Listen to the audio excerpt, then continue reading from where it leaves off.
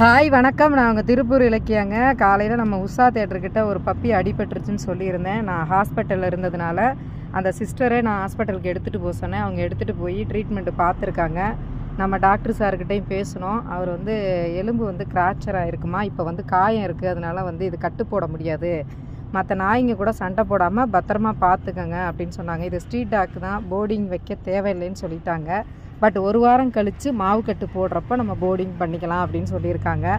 அதனால் நான் சிஸ்டர்கிட்டே கேட்டேன். அவங்க ஸ்ட்ரீட் டாக் வீட்டில் எனக்கு உடம்பு வேறு சரியில்லை, நான் வச்சு பார்க்க முடியாதுன்னாங்க. ரிக்வஸ்ட்டாக கேட்டிருக்கேன், ஒரு 4 days 5 days பார்த்துக்கங்க, அந்த அடிபட்டு பிளட்டாக இருக்கிற புண்ணு ஆறின உடனே நம்ம மாவு கட்டு போடும்போது போர்டிங் பண்ணிக்கலாம். அதுக்கப்புறம் போர்டிங் பண்ணி அதுக்கப்புறம் மாவு கட்டு பிரித்ததுக்கப்புறம் நம்ம ஸ்ட்ரீட்டில் விட்டுறலான்னு சொன்னேன். இந்த பப்பிக்காக நிறைய பேர் ஒரு 50 ரூபா கூட போட்டிங்க, 20 ரூபா போட்டிங்க, ஒரு சில பேர் 10 ரூபாலாம் போட்டிங்க. அனைவருக்கும் ரொம்ப ரொம்ப நன்றிங்க. Thank you all.